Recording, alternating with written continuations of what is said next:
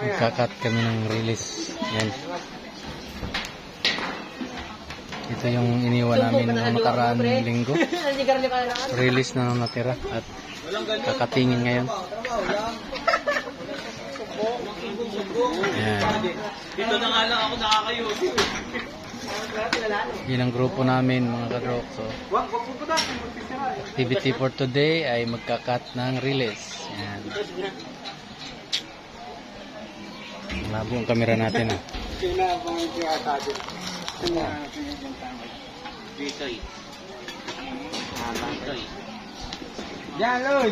Siyempre, nilalagyan namin ng tali para safety. Para nalalaman ng mga tao na may activity kami rito. At andyan din yung safety officer natin. Namin. Ayan na, pinandar namin yung samahan namin.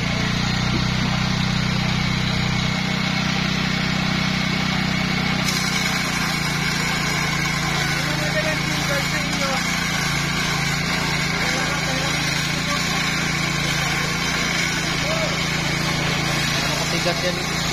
Pero putol talaga mga kadroko. Release yan, ang tibay niya. Kaya palang putulin, no? Pero